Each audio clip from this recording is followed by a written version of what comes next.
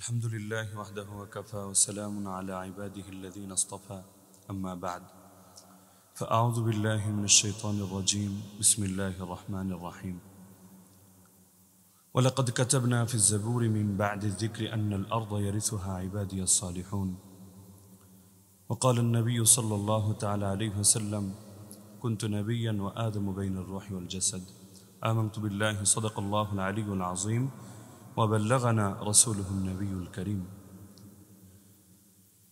প্রিয় দর্শক মণ্ডলী, আজকে আমরা আলোচনা করব রাসূলুল্লাহ সাল্লাল্লাহু আলাইহি ওয়াসাল্লাম কখন নবুয়ত প্রাপ্ত হয়েছেন। তিনি কি 40 বছর বয়সেই প্রথমবারের মতো নবুয়ত প্রাপ্ত হয়েছেন, নাকি তিনি সে সময়ই নবুয়ত প্রাপ্ত হয়েছেন যখন আদম আলাইহিস সালামের অস্তিত্ব পরিপূর্ণ হয়নি, তার সৃষ্টির সকল ধাপও সম্পূর্ণ হয়নি। সম্প্রতি এ বিষয়টা নিয়ে আমাদের দেশে তুমুল বিতর্ক চলছে। কিছু মানুষ এটাকে কেন্দ্র করে কুফরের অভিযোগ পর্যন্ত তুলছেন। শেখ আহমদুল্লাহ হাফিজাহুল্লাহ তার এক আলোচনায় বলেছিলেন রাসূলুল্লাহ সাল্লাল্লাহু আলাইহি ওয়াসাল্লাম 40 বছর বয়সে নবী হয়েছেন। এ কথাকে কেন্দ্র করে মাওলানা তাহিরি তিনি তার ব্যাপারে কুফরের অভিযোগ পর্যন্ত এনেছেন। সুন্নি রেজা খানি অনেক বক্তারা তার সঙ্গে সমর্থনও জানাচ্ছেন। এ প্রেক্ষাপটে অনেকে আমাদের কাছে মূল আকীদার বিষয়টা ক্লিয়ার হওয়ার জন্য আবেদন জানিয়েছেন। তো আমরা সেই প্রেক্ষাপটে আজকে আলোচনাটা সূচনা করছি। তো শুরুতে আমরা মূল খোলাসাটা বলে দিচ্ছি, এরপর প্রতিটা পয়েন্টের উপর আমরা বিস্তারিত দলিল আদিল্লার আলোকে আলোচনা করব। মূল বিষয় হলো রাসূলুল্লাহ সাল্লাল্লাহু আলাইহি ওয়াসাল্লাম সে সময়ই নবুয়ত প্রাপ্ত হয়েছেন যখন আদম আলাইহিস সালামের সৃষ্টিও সম্পন্ন হয়নি। এই কথাটা যেমনিভাবে সঠিক, একইভাবে কেউ যদি বলে রাসূলুল্লাহ সাল্লাল্লাহু আলাইহি ওয়াসাল্লাম 40 বছর বয়সে নবী হয়েছেন অথবা নবী হিসাবে তার আবির্ভাব ঘটেছে বা আত্মপ্রকাশ করেছেন, এ কথাও সঠিক।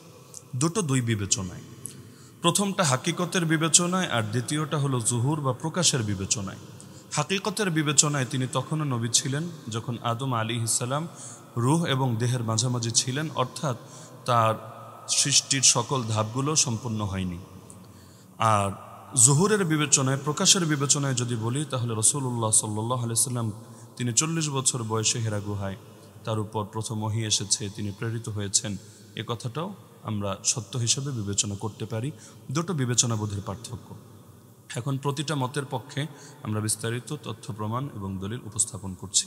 1 নম্বর বিষয়, আবু হুরায়রা রাদিয়াল্লাহু তাআলা আনহু থেকে বর্ণিত আছে, ক্বালু ইয়া রাসূলাল্লাহ মাতা ওয়াজাবাত লাকান নবুওয়া। আবু হুরায়রা রাদিয়াল্লাহু আনহু বলেন, লোকেরা জিজ্ঞাসা করলো, হে আল্লাহর রাসূল, আপনার জন্য কখন নবুয়ত সাব্যস্ত হয়েছে? আল্লাহ রাসূল সাল্লাল্লাহু আলাইহি ওয়াসাল্লাম নিজেই জবাব দিলেন, ক্বালা ওয়া আদামু বাইনার রূহি ওয়াল জাসাদ, যখন আদম ছিলেন রূহ এবং দেহের মাঝামাঝি। এই হাদিসটা এটা বিশুদ্ধ একটা হাদিস, সহিহ হাদিস। ইমাম তিরমিজি রাহমাতুল্লাহি আলাইহি তার সুনান গ্রন্থে 3609 নম্বর হাদিসের মধ্যে এটাকে এনেছেন এবং তিনি এর ব্যাপারে মতামত দিয়েছেন, হাযা হাদিসুন হাসানুন সহিহুন গরীবুন মিন হাদিস আবি হুরায়রা রাদিয়াল্লাহু আন লা নারিফুহু ইল্লা মিন হাযাল ওয়াজহি। এমনকি শেখ আলবানিও এটাকে সহিহ মেনেছেন। এছাড়া আরও বহু ইমাম তাদের কিতাবের মধ্যে হাদিসটা এনেছেন, যেমন ইমাম ইবনে হিব্বান রাহিমাহুল্লাহ সিকাত গ্রন্থে, ইমাম আজুরি রাহমাতুল্লাহ আলাইহি শরিয়া গ্রন্থে, ইমাম হাকিম রাহিমাহুল্লাহ তার আল মুস্তাদরাক আলা সহিহাইন গ্রন্থে, ইমাম লালকাই রাহিমাহুল্লাহ তার উসুলুল ইতিকাদ গ্রন্থে, ইমাম আবু নাঈম তার আদ-দালাইল এবং আখবার ও আসবাহান উভয় কিতাবের মধ্যে, ইমাম বাইহাকি রাহিমাহুল্লাহ তার দালাইলুন নবুওয়া কিতাবের মধ্যে, খতিবে বাগদাদি রাহমাতুল্লাহ আলাইহি তার আত-তারিখ কিতাবের মধ্যে এই হাদিসটা বিশুদ্ধ সনদে এনেছেন।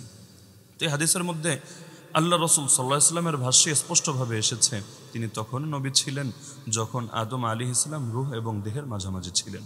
দ্বিতীয় প্রমাণ, সাহাবী ইরবাদ ইবনে সারিয়া সুলামি রাদিয়াল্লাহু আনহু বর্ণনা করেন, রাসূলুল্লাহ সাল্লাল্লাহু আলাইহি ওয়াসাল্লাম বলেন, ইন্নী ইনদাল্লাহি ফি উম্মিল কিতাবি লাখাতামুন নাবিয়্যিন ওয়া ইন্না আদামা লামুনজাদিলুন ফি তিনাতিহি। আমি আল্লাহ তাআলার নিকট মূল গ্রন্থে উম্মুল কিতাব বা লৌহে মাহফুজ এর মধ্যে খাতামুন নবীন হিসাবে ছিলাম এমত অবস্থায় যখন আদম ছিলেন তার কাদামাটির মাঝে। এই হাদিসটাও সহিহুন লিগাইরিহি, অর্থাৎ তার অন্যান্য সমর্থক বর্ণনাগুলোকে যদি আমরা পাশে রাখি, সবগুলোকে মিলিয়ে হাদিসের ব্যাপারে ইমামগণ হুকুম দিয়েছেন যে এটা সহিহুন লিগাইরিহি। ইমাম ইবনে হিব্বান, ইমাম হাকিম, ইমাম যাহাবি, ইমাম হাইসামি এবং শেখ আলবানি তারা সকলেই হাদিসটাকে সহিহ মেনেছেন। এই হাদিসটা ইমাম ইবনে সাদ রাহমাতুল্লাহ আলাইহি বর্ণনা করেছেন। ইমাম আহমদ রাহিমাহুল্লাহ তার মুসনাদ গ্রন্থে বর্ণনা করেছেন, ইমাম বুখারী তার আত-তারিখ গ্রন্থের মধ্যে বর্ণনা করেছেন, ইমাম ইবনু আবি আসিম তারা সুন্নাহ গ্রন্থে বর্ণনা করেছেন, ইমাম বাজ্জার বর্ণনা করেছেন, ইমাম ইবনু জারির, ইমাম ইবনু হিব্বান, ইমাম তাবারানি, ইমাম আজুরি, ইমাম আবু নুআইম, ইমাম হাকিম এবং ইমাম বাইহাকি রাহিমাহুমুল্লাহ সহ আরও অনেক ইমাম তাদের কিতাবের মধ্যে হাদিসটা বর্ণনা করেছেন এবং হাদিসটার ব্যাপারে আমরা আগেই হুকুম বলেছি যে এটা সহিহুন লিগাইরিহি। তাছাড়া কোরআন থেকেও আমরা এই বিষয়ের পক্ষে প্রমাণ দিতে পারি। আল্লাহ রসুল সাল্লাল্লাহু আলাইহি ওয়াসাল্লাম এই পৃথিবী, আমাদের যে পৃথিবীর মধ্যে আমরা আছি, পৃথিবীতে তিনি প্রেরিত হওয়ার আগে, এমনকি আদম আলাইহিস সালামকেও পৃথিবীতে পাঠানোর আগেই তিনি যে নবী হিসাবে সাব্যস্ত ছিলেন, এটা তো কোরআনের একাধিক আয়াত দ্বারা প্রমাণিত। আর তিনি তখন নবী ছিলেন বলেই তো আল্লাহ তাআলা তার থেকে প্রতিশ্রুতি নিয়েছিলেন। এমনকি অন্যান্য নবীদের থেকে রব্বুল আলামিন তার উপর ঈমান আনার এবং তাকে সাহায্য করার ব্যাপারে অঙ্গীকার নিয়েছিলেন। এক্ষেত্রে আমরা দুটো আয়াত উদাহরণ হিসেবে উল্লেখ করছি। সূরা আহজাব আয়াত নম্বর 7, আল্লাহ বলেন, ওয়াইদ আখাযনা মিনান নাবিয়্যিনা মিসাকাহুম ওয়া মিনকা ওয়া মিন নূহ ওয়া ইব্রাহিম ওয়া মূসা ওয়া ঈসা ইবনে মারইয়াম ওয়া আখাযনা মিনহুম মিসাকান গালিযা। স্মরণ করুন ওই সময়ের কথা যখন আমি নবীদের থেকে অঙ্গীকার নিয়েছিলাম এবং বিশেষভাবে আপনার থেকে, নূহ থেকে, ইব্রাহিম থেকে, মূসা থেকে এবং মারিয়াম পুত্র ঈসা থেকে আমি তাদের সকলের থেকে শক্ত অঙ্গীকার নিয়েছিলাম।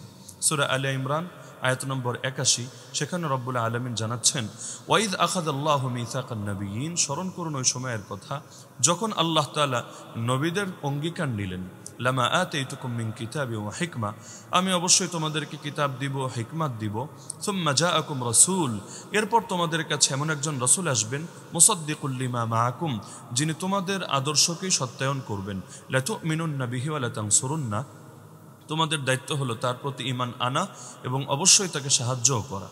ক্বালা আকরারতুম ওয়া আখাযতুম আলা যালিকুম ইসরি, আল্লাহ বললেন তোমরা কি এটা স্বীকার করেছো এবং এ ব্যাপারে আমাকে অঙ্গীকার দিয়েছো? ক্বালু আকরারনা, নবীগণ বললেন হ্যাঁ আমরা স্বীকৃতি দিয়েছি। ক্বালা ফাশহাদু, আল্লাহ বললেন তাহলে তোমরা সাক্ষী থাকো, ওয়া আনা মাআকুম মিনাশ শাহিদিন, আমিও তোমাদের সঙ্গে সাক্ষীদের অন্তর্ভুক্ত আছি। তো হ্যাঁ, এখন একটা বিষয় আমরা এখানে আলোচনায় অবশ্যই আনা প্রয়োজন, সেটা হলো আদম আলাইহিস সালামের সৃষ্টি সম্পন্ন হওয়ার আগেই মুহাম্মদুর রাসূলুল্লাহ সাল্লাল্লাহু আলাইহি ওয়াসাল্লামকে নবুয়ত দেওয়ার অর্থ কী? তো আমরা নিজেদের মতো বিষয়টাকে ব্যাখ্যা না করে দুজন বরেণ্য ইমামের উদ্ধৃতি উপস্থাপন করাকে এক্ষেত্রে যথেষ্ট মনে করছি। ইমাম ইবনে রাজব হাম্বলী রাহিমাহুল্লাহ তার লাতাইফুল মাআরিফ গ্রন্থে বিষয়ে লম্বা আলোচনা করেছেন। আমরা এখানে তার আলোচনার প্রথমে সারকথা উল্লেখ করছি, এরপর তার হুবহু ভাষ্য উল্লেখ করছি। তিনি এটা দেখিয়েছেন যে আল্লাহ তাআলার ইলমের মধ্যে রাসূলুল্লাহ সাল্লাল্লাহু আলাইহি ওয়াসাল্লাম যে নবী হবেন, এটা তো একেবারে আসমান জমিন এবং এই সমস্ত কিছু সৃষ্টির আগেই এটা আল্লাহ তাআলার ইলমে ছিল। কারণ আল্লাহ যখন থেকে তার ইলমও তখন থেকে। আল্লাহর জাতের যেমন, সত্তার যেমন কোনো সূচনা নেই, আল্লাহ তাআলার গুণেরও কোনো সূচনা নেই। তো ইলমিভাবে তিনি তো একেবারে তিনি যে নবী হবেন, খাতামুন নবীয়িন হবেন, সৈয়দুল আম্বিয়া হবেন, এই বিষয়টা তো স্বীকৃত এবং সাব্যস্ত। আল্লাহ তাআলার ইলম যখন থেকে এই বিষয়টাও সাব্যস্ত তখন থেকে। দ্বিতীয়ত, শুধু তার ইলমের দ্বারা না, আল্লাহ যখন কলম সৃষ্টি করলেন এবং কলমকে বললেন তুমি লেখো, তখন কলম কিয়ামত পর্যন্ত যা কিছু হবে সব লিপিবদ্ধ করলো। তাহলে দ্বিতীয় ধাপে এসে এই লেখার স্তরেও আল্লাহ রাসূল সাল্লাল্লাহু আলাইহি ওয়াসাল্লাম তিনি যে নবী হবেন এবং সর্বশেষ নবী হবেন, এই বিষয়টা লিখিত আকারেও সাব্যস্ত হয়ে গেল। তৃতীয়ত, শুধু ইলম এবং লিখিতভাবেই না, বরং বাস্তবিক অস্তিত্ব দান করেও আল্লাহ তাআলা তাকে নবুয়তের এই সম্মান দান করলেন। শুধুমাত্র সেই 40 বছর বয়সেই নয়, বরং সেই সময়ই যখন আদম আলাইহিস সালামের সৃষ্টিও সম্পূর্ণ হয়নি। এবার আমরা তার হুবহু ভাষ্য উল্লেখ করছি। আল মাকসুদ মিন হাযাল হাদিস আন্না নবুওয়াতান নবী সাল্লাল্লাহু আলাইহি ওয়াসাল্লাম কানাত মাযকুরাতান মা'রুফাতান মিন ক্বাবলি আন ইয়াখলুকাহু আল্লাহ ওয়া ইখরিজাহু ইলা দারিদ দুনিয়া হাইয়া। এই হাদিসের উদ্দেশ্য হলো নবী সাল্লাল্লাহু আলাইহি ওয়াসাল্লামের নবুয়তটা উল্লেখিত ছিল এবং সেটা বিদিত ছিল এর পূর্বেই যে আল্লাহ তাকে সৃষ্টি করেছেন এবং তাকে জীবন্ত রূপে পৃথিবীতে বের করে এনেছেন। ওয়া আন্না যালিকা কানা মাকতুবান ফি উম্মিল কিতাব মিন ক্বাবলি নাফখির রূহি ফি আদম আলাইহিস সালাম। এই বিষয়টা লওহে মাহফুজের মধ্যে লিখিত আকারেও ছিল আদম আলাইহিস সালামের মধ্যে রূহ ফুঁকে দেওয়ার আগেই। তো এই আলোচনাটা করার পরে তিনি এর পক্ষে কয়েকটা দলিলও টেনেছেন। যেমন আব্দুল্লাহ বিন আব্বাস সূত্রে তিনি একটা কথা টেনেছেন, আন্নাহু সাআলা কা'বান আন উম্মিল কিতাব ফাকাল আলিম আল্লাহু মা হুয়া খালিকুন ওয়া মা খালকুহু আমিলুন ফাকাল লিইলমিহি কুন কিতাবান ফাকানা কিতাবান। আব্দুল্লাহ বিন আব্বাস রাদিয়াল্লাহু আনহুমা কাবকে জিজ্ঞাসা করলেন উম্মুল কিতাব সম্পর্কে। তো তিনি বললেন যে উম্মুল কিতাব মানেই হলো যে আল্লাহ তাআলা যা কিছু সৃষ্টি করবেন তিনি সবই জানেন এবং তার সৃষ্টি যত কাজ করবে তাও তিনি জানেন। তো তিনি তার ইলমকে বললেন তুমি কিতাব হয়ে যাও, তখন তা কিতাব হয়ে গেল। ওয়ালা রাইবা আন্না ইলমাল্লাহি কাদীমুন আযালিয়ুন, এতে কোনো সন্দেহ নেই আল্লাহ তাআলার জ্ঞান অবিনশ্বর এবং চিরন্তন। লাম ইয়াজাল আলিমান বিমা ইউহদিসুহু মিন মাখলুকাতিহি, তিনি কি কি সৃষ্টি করবেন তার মাখলুকের মধ্য হতে সব কিছু তিনি চিরন্তন কাল থেকেই জানেন, অনাদিকাল থেকেই তিনি এ ব্যাপারে অবগত আছেন। সুম্মা ইন্নাহু তাআলা কাতাবা যালিকা ফি কিতাবিন ইনদাহু ক্বাবলা খালকিস সামাওয়াতি ওয়াল আরদ, এরপর তিনি আসমান এবং জমিন সৃষ্টি করার আগেই তার নিকট সংরক্ষিত একটি কিতাবে সবকিছু লিপিবদ্ধ করলেন। যেমন আল্লাহ বলেন সূরা হাদীদ আয়াত নম্বর 22, মা আসাবা মিন মুসিবাতিন ফিল আরদি ওয়ালা ফি আনফুসিকুম ইল্লা ফি কিতাবিন মিন ক্বাবলি আন নাবরাআহা ইন্না যালিকা আলাল্লাহি ইয়াসীর, পৃথিবীতে যত বিপর্যয় মুসিবত আক্রান্ত করে এবং তোমাদের মধ্যেও যত মুসিবত দেখা দেয় এ সব কিছুই আমি সব সৃষ্টি করার আগেই যে কিতাবের মধ্যে সংরক্ষিত রেখেছি তার আলোকই হয়ে থাকে। وفي صحيح البخاري عن عمران بن حسين رضي الله عنهما عن النبي صلى الله عليه وسلم قال كان الله ولا شيء قبله وكان عرشه على الماء وكتب في الذكر كل شيء ثم خلق السماوات والأرض। আল্লাহ রাসূল সাল্লাল্লাহু আলাইহি ওয়াসাল্লাম বর্ণনা করেন, তার থেকে ইমরান ইবনে হুসাইন উল্লেখ করেন, সহিহ বুখারীর মধ্যে হাদিসটা বর্ণিত আছে। রাসূল বলেন, এমন একটা সময় ছিল যখন আল্লাহ ছিলেন, তার পূর্বে কোনো কিছুই ছিল না, তার আরশ ছিল পানির উপরে, তিনি লৌহে মাহফুজের মধ্যে সব জিনিস লিপিবদ্ধ করে দিয়েছেন, এরপর তিনি আসমান সমূহ এবং জমিন সৃষ্টি করেছেন। তো এ ব্যাপারে তিনি আরো কয়েকটা বর্ণনা টেনে তারপর তিনি বলছেন, ওয়ামিন জুমলাতি মা কাতাবাহু ফি হাযা যিকরি ওয়া হুয়া উম্মুল কিতাব আন্না মুহাম্মাদান খাতামুন নবিয়্যিন। তো রব্বুল আলামিন এই লৌহে মাহফুজের মধ্যে যা কিছু লিখেছেন এর মধ্যে এটাও ছিল যে মুহাম্মদ সাল্লাল্লাহু আলাইহি ওয়াসাল্লাম তিনি খাতামুন নবিয়্যিন। ওয়ামিন হিনাইযিন ইনতাকালাতিল মাখলুকাত মিন মারতাবাতিল ইলমি ইলা মারতাবাতিল কিতাবা। তো এই স্তরে এসে সমস্ত মাখলুক তারা ইলমের স্তর থেকে লেখার স্তরে চলে আসলো। ওহুয়া নাওআম মিন আনওয়াইল উজুদিল খারিজি, আর এটা বাস্তবিক অস্তিত্বেরই একটা অংশ। তাহলে একসময় আল্লাহ তাআলার ইলমের মধ্যে সব ছিল, দ্বিতীয় ধাপে এসে লেখার মধ্যে সব চলে আসলো। ওয়ালিহাযা ক্বালা সাঈদ ইবনে রাশিদ, এজন্যই সাঈদ ইবনে রাশিদ রাহিমাহুল্লাহ বলেন, সাআলতু আতাআন, আমি ইমাম আতাকে জিজ্ঞাসা করলাম, হাল কানা নবী সাল্লাল্লাহু আলাইহি ওয়াসাল্লাম নবিয়্যান ক্বাবলা আন ইউখলাকা, আল্লাহ রাসূল কি নবী ছিলেন তিনি সৃষ্টি হওয়ার পূর্বেই? ক্বালা ই ওয়াল্লাহ, তিনি বললেন আল্লাহর কসম অবশ্যই। ওয়া ক্বাবলা আন তুখলাকা দুনিয়া বিআলফি আমিন, এমনকি দুনিয়া সৃষ্টিরও 2000 বছর আগেই তিনি নবী ছিলেন। খাররাজাহু আবু বকর আল আজুরি ফি কিতাব আশ-শরিয়া, এটা সনদ সহকারী ইমাম আজুরি তার আশ-শরিয়া কিতাবের মধ্যে উল্লেখ করেছেন।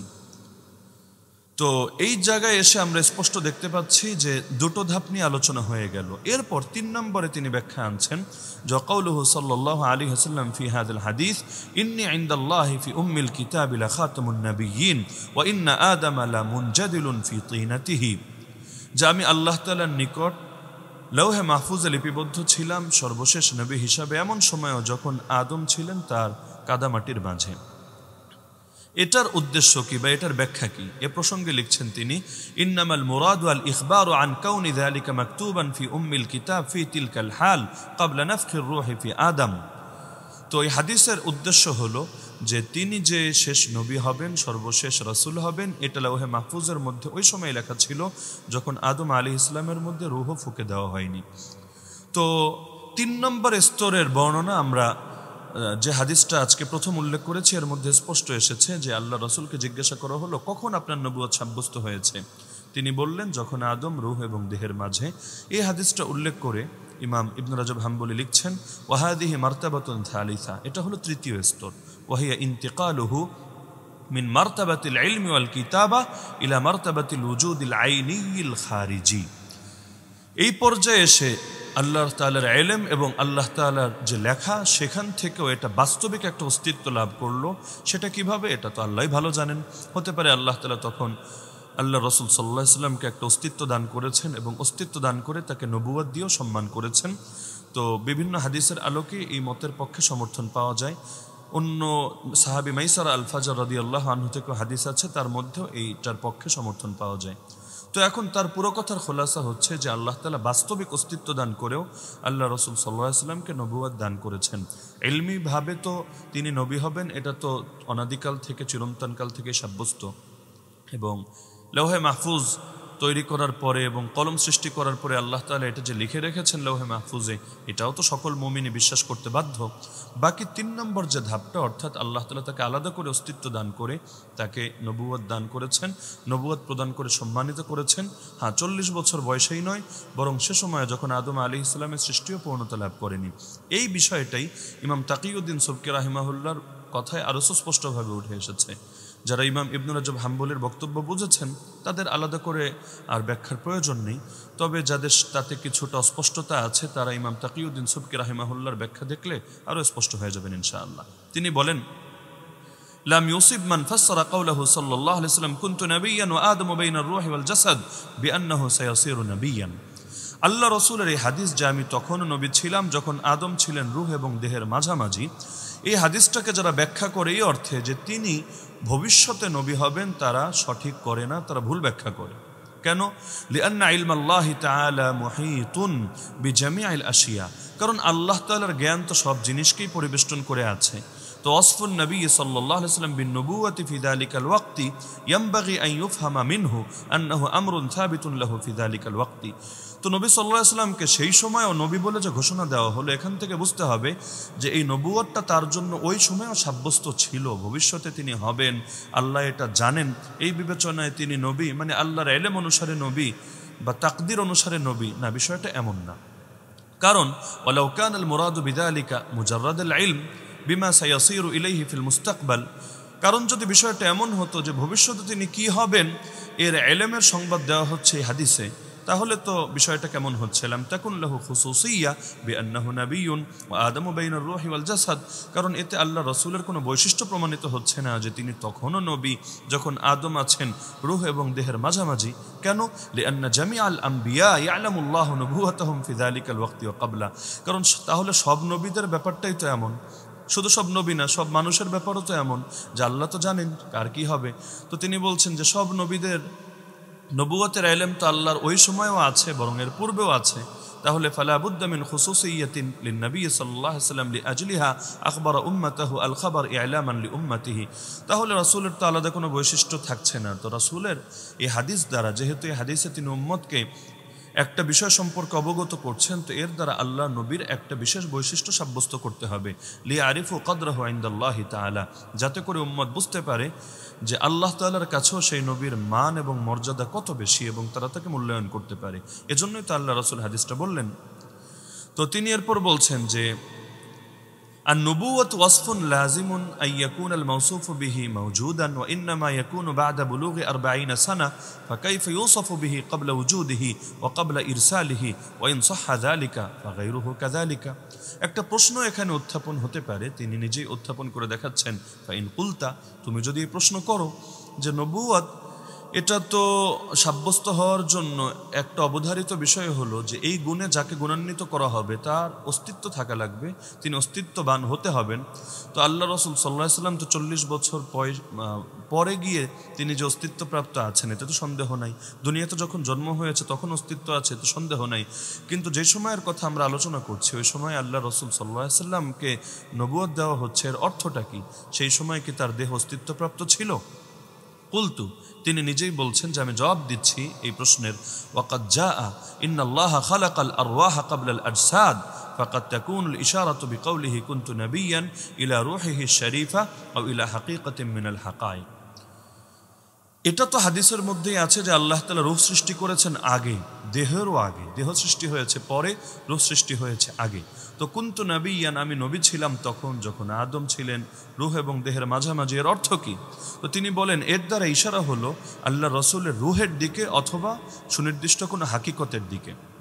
সেই হাকিকত আমরা বুঝতে অক্ষম, আমাদের জ্ঞান এক্ষেত্রে অসম্পূর্ণ। তো যদি এমন আমরা বলি যে তখন আল্লাহ রাসূল সাল্লাল্লাহু আলাইহি ওয়াসাল্লামের দেহ ছিল না, তাহলে তিনি নবী কিভাবে হলেন?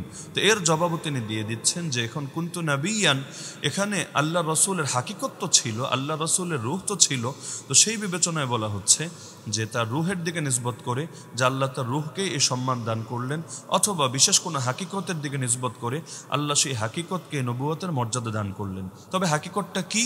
ওয়াল হাকায়েকু তাকসুরু উকুলুনা আন মারিফাতিহা, এটা বুঝতে আমাদের জ্ঞান অক্ষম। ওয়াইন্নামা ইয়ালামুহা খালিকুহা ওমান আমাদ্দাহু আল্লাহু তাআলা বিনুরিন ইলাহিয়িন, এটা হাকিকতে স্রষ্টা যিনি অর্থাৎ আল্লাহ তিনিই ভালো জানেন, এবং আল্লাহ তাআলা বিশেষ নূরের দ্বারা যাকে সাহায্য করেছেন, এরকম আরেফিন যদি থাকেন তারা ভালোভাবে জানবেন। তো সুম্মা ইন্না তিলকাল হাকায়েক ইউতিল্লাহু তাআলা কুল্লা হাকিকাতিন মিনহা মা ইয়াশা ফিল ওয়াক্তিল্লাযী ইয়াশা, তো যত হাকিকত আছে আল্লাহ তাআলা প্রতিটা হাকিকতকে দান করেন তিনি যা চান, যে সময়ে চান। তো ফাহাকিকাতুন নবী সাল্লাল্লাহু আলাইহি ওয়াসাল্লাম قد تكون من قبل خلق آدم آتاها الله ذلك الوصف بأن يكون خلقها مهيئة لذلك فأفاضه عليه من ذلك الوقت فصار نبيا। তো নবী সাল্লাল্লাহু আলাইহি ওয়াসাল্লামের হাকিকত আদম আলাইহিস সালামের সৃষ্টির আগেও ছিল, এবং আল্লাহ সেই সময়ে তাকে এই গুণ দান করেছেন যে তাকে তিনি এই নবুয়তের উপযুক্ত করে সৃষ্টি করেছেন, এবং তার উপর ওই সময় তিনি নবুয়তের এই মর্যাদা ঢেলে দিয়েছেন, দান করেছেন, ফলে তিনি ওই সময় নবী হয়ে গিয়েছেন। যদিও ফাহাকিকাতুহু মাওজুদাতুন ফি যালিকাল ওয়াক্তি ওয়া ইন তাআখারা জাসাদুহু শরীফ আল মুত্তাসিফু বিহা, তো আল্লাহ রাসূল সাল্লাল্লাহু আলাইহি ওয়াসাল্লামের হাকিকত সে সময় থেকে সাব্যস্ত ছিল, যদিও তার সম্মানিত তার জাসাদে শরীফ, তার বদনে শরীফ সেটা পরবর্তীতে এসেছে, কিন্তু আল্লাহ রাসূল সাল্লাল্লাহু আলাইহি ওয়াসাল্লামের হাকিকত সে সময় থেকেও সাব্যস্ত ছিল। এই বিষয়টা আমরা দুইজন বরেণ্য ইমামের বক্তব্যের আলোকে স্পষ্ট হয়ে গেলাম যে আল্লাহ তাআলা তার রাসূল সাল্লাল্লাহু আলাইহি ওয়াসাল্লামকে নবুয়ত দান করেছেন, রিসালাত দান করেছেন ওই সময় যখন আদম আলাইহিস সালাম ছিলেন রূহ এবং দেহের মাঝামাঝি, এবং এটা শুধু ইলমি ভাবেই না, শুধু লেখার দ্বারাই না, বরঞ্চ বাস্তবে আল্লাহ তাআলা তার হাকিকতকে, তার রূহকে সেই সময় নবুয়ত দ্বারা সম্মানিত করেছেন। হ্যাঁ, এখন আমরা আসি আজকের মূল বিষয়ে। তাহলে কেউ যদি বলে, যেমন শেখ আহমদুল্লাহ বলেছেন যে আল্লাহ রাসূল সাল্লাল্লাহু আলাইহি ওয়াসাল্লাম 40 বছর বয়সে নবুয়ত প্রাপ্ত হয়েছেন, এই কথাটা কি ভুল বা এটা কি কুফর, যে কারণে তাকে কাফের বলা যাবে? না, বরং বিষয়টা এমন না। এই বক্তব্য যারা দিচ্ছেন তারা আসলে উপরোক্ত আয়াত এবং হাদিস যেগুলো আমরা এতক্ষণ শোনালাম এগুলো অস্বীকার করার উদ্দেশ্য না, কোশ্চিনকালেও না, যেটা আপনারা একান্তভাবে তাদেরকে জিজ্ঞাসা করেও জেনে নিতে পারেন। তাকফির করার আগেও তো হুজ্জত কায়েম করা জরুরি, আর হুজ্জত কায়েম করা মানেই তাকে এই বিষয়ের ইলম দেওয়া বা তাকে জিজ্ঞাসা করে নেওয়া, যাচাই করে নেওয়া। সংশয়পূর্ণ জিনিস দিয়ে তো কাউকে কাফের বলা যায় না। তো এখন আল্লাহ রাসূল 40 বছর বয়সে নবুয়ত প্রাপ্ত হয়েছেন কথাটা ভুল না, কারণ আগেই বলেছি এটা বলা হয় প্রকাশের বিবেচনায়, জুহুরের বিবেচনায়, দুনিয়ার মানুষের সামনে এটা সুস্পষ্ট হওয়ার বিবেচনায়। ওই যে আদি হাকিকত সেটাকে অস্বীকার করার জন্য না। এখন বলবেন এই দাবির পক্ষে তাহলে প্রমাণ কি? প্রমাণ দুটো হাদিস আমরা এই প্রমাণ স্বরূপ উপস্থাপন করছি, আশা করি দুটোই যথেষ্ট হবে ইনশাআল্লাহ। 1 নম্বর হাদিস, যে হাদিসটা রয়েছে সহিহ বুখারীর মধ্যে 3902 নম্বর বর্ণনা এবং মুসনাদ আহমদ কিতাবের মধ্যে 3517 নম্বর বর্ণনা, যেখানে দেখা যাচ্ছে ইকরিমা রাহিমাহুল্লাহ বর্ণনা করেন সাহাবী আব্দুল্লাহ বিন আব্বাস রাদিয়াল্লাহু আনহুমা থেকে, যে তিনি বলেন বয়সা রাসূলুল্লাহ সাল্লাল্লাহু আলাইহি ওয়াসাল্লাম লি 40 সানাতান, আল্লাহ রাসূল সাল্লাল্লাহু আলাইহি ওয়াসাল্লাম প্রেরিত হয়েছেন 40 বছর বয়সে। ফামাকাসা বিমাক্কাতা 13 সানাতান ইউহা ইলাই, এরপর তিনি মক্কায় 13 বছর অবস্থান করলেন, তখন তার কাছে ওহী আসছিল। সুম্মা উমিরা বিল হিজরা, তারপর তাকে হিজরতের আদেশ দেওয়া হলো। ফাহাজারা 10 সিনিন, তিনি হিজরত করলেন, সেখানে 10 বছর অবস্থান করলেন। ওয়ামাতাহু ইবনু 63 বছর বয়সে তিনি ওয়াফাত বরণ করলেন। তাহলে দেখা যাচ্ছে এখানে স্পষ্ট বলা হচ্ছে যে আল্লাহ রাসূল সাল্লাল্লাহু আলাইহি ওয়াসাল্লাম প্রেরিত হয়েছেন 40 বছর বয়সে। তো প্রেরিত হওয়ার মানে কি? নবী হিসেবে প্রেরিত হয়েছেন। তো এখন এই যে সাহাবী আব্দুল্লাহ বিন আব্বাস রাদিয়াল্লাহু আনহুমা বললেন এই কথাটা, এবং সহিহ বুখারীর মধ্যেই উল্লেখিত আছে। এখন আমাদের তাহেরি সাহেবকে এই ফতোয়া জারি করবেন যে সাহাবী আব্দুল্লাহ বিন আব্বাস রাদিয়াল্লাহু আনহুমা কুফর করেছেন, কারণ তিনি কেন বললেন যে আল্লাহ রাসূল 40 বছর বয়সে তিনি নবী হিসেবে প্রেরিত হয়েছেন? এর চেয়ে আরও সুস্পষ্ট প্রমাণ আমরা দেখাচ্ছি যে এটা থেকে আপনি বলতে পারেন যে এটা তো আব্দুল্লাহ বিন আব্বাসের বক্তব্য, তো আল্লাহ রসুলের নিজের বক্তব্য তো না, তো আমরা আল্লাহ রসুল সাল্লাল্লাহু আলাইহি ওয়াসাল্লামের নিজের ভাষ্যই দেখাচ্ছি। عن جابر بن سمرة رضي الله عنه قال قال رسول الله صلى الله عليه وسلم إني لأعرف حجرا بمكة كان يسلم علي قبل أن أبعث إني لأعرفه الآن জাবির ইবনে সামুরা রাদিয়াল্লাহু আনহু বর্ণনা করেন রাসূলুল্লাহ সাল্লাল্লাহু আলাইহি ওয়াসাল্লাম বলেছেন নিশ্চয়ই আমি মক্কার সেই পাথরটাকে চিনি যেই পাথরটা আমি নবী হিসেবে প্রেরিত হওয়ার আগেই আমাকে সালাম দিত আমি এখনো তাকে ভালোভাবে চিনি সহিহ মুসলিম হাদিস নম্বর 2277 মুসনাদ আহমদ হাদিস নম্বর 20828 এবং 20893 তাহলে দেখা যাচ্ছে আল্লাহ রসুল বললেন আমি নবী হিসাবে প্রেরিত হওয়ার আগেই সেই পাথরটা আমাকে সালাম দিত তাহলে নবী হিসাবে প্রেরিত হওয়ার আগেই মানে কি তার মানে তিনি পরবর্তীতে নবী হিসাবে প্রেরিত হয়েছেন বলবেন তাহলে আগে তো হাদিস বললেন যে তিনি সে আদম আলাইহিস সালামের সৃষ্টির অস্তিত্ব সম্পন্ন হওয়ার আগেই তিনি নবী হিসেবে প্রেরিত হয়েছেন তাহলে দুটোকে সাংঘর্ষিক হচ্ছে না আমরা ব্যাখ্যা দেখিয়ে এসেছি দুটো মোটো সাংঘর্ষিক হবে না বরঞ্চ দুটো দুই বিবেচনায় একটা হাকিকতের বিবেচনায় জুহুর তথা প্রকাশের বিবেচনায় ইমাম তাহাউই রাহিমাহুল্লাহ শারহ মুশকিলিল আসার কিতাবের মধ্যে 5977 নম্বর বর্ণনায় এই আলোচনা এনেছেন আপনারা চাইলে হানাফি মাযহাবের এই প্রখ্যাত ইমাম আকীদা শাস্ত্রের ইমাম আপনারা তার কিতাব থেকে ওটা দেখে নিতে পারেন তো পুরো আলোচনার খোলাসায় কথা দাঁড়াচ্ছে আমরা আবারও রিপিট করছি যে আল্লাহ রাসূল সাল্লাল্লাহু আলাইহি ওয়াসাল্লাম তখনই নবুয়ত প্রাপ্ত হয়েছেন যখন আদম আলাইহিস সালামের সৃষ্টিও সম্পন্ন হয়নি তিনি ছিলেন রূহ এবং দেহের মাঝামাঝি আবার তিনি 40 বছর বয়সে নবুয়ত প্রাপ্ত হয়েছেন প্রকাশের বিবেচনায় মানুষের সামনে এটা প্রকাশিত হয়েছে এর আগে আল্লাহ তাআলা তাকে বিশেষ শান দান করেছিলেন না হলে গাছ কেন তাকে সালাম পাথর কেন তাকে সালাম দিবে গাছ কেন তাকে ছায়া দিবে ইত্যাদি তার মানে জিনিসটা জানা ছিল এবং আল্লাহ তাআলা এটা যে সম্মান প্রদান করেছেন তো এটা তার মুআজিজা হিসাবে ঘটেছিল কিন্তু 40 বছর বয়সে জিনিসটা মঞ্জরে আমে বা স্বাভাবিক প্রকাশের মধ্যে এসেছে তো সুতরাং কোনো কথার উপর হুকুম লাগাতে চাইলে আগে তো কথার মর্ম বুঝতে হবে অর্থ বুঝতে হবে না হলে আবেগের ভিত্তিতে ফতোয়া জারি করে দিলে তো মুশকিল ফতোয়া সুনিশ্চিত ভিত্তির উপরে হয় এটা ধারণার অনুমানের উপর হয় না আর কুফরের অভিযোগের চাইতে তো বড় কোনো অভিযোগ হতেই পারে না তো সুতরাং কাউকে আল্লাহ রাসূলের দুশমন আহলে বাইতের দুশমন ইত্যাদি সাব্যস্ত করার আগে কথাগুলোর বাস্তবতা বুঝে নেওয়া দরকার আল্লাহ তাআলা আমাদের সবাইকে বিষয়টা সুস্পষ্টভাবে বোঝার তৌফিক দান করুন আমিন ওয়া আখিরু দাওয়ানা আনিল হামদুলিল্লাহি রাব্বিল আলামিন আসসালামু আলাইকুম ওয়া রাহমাতুল্লাহি ওয়া বারাকাতুহু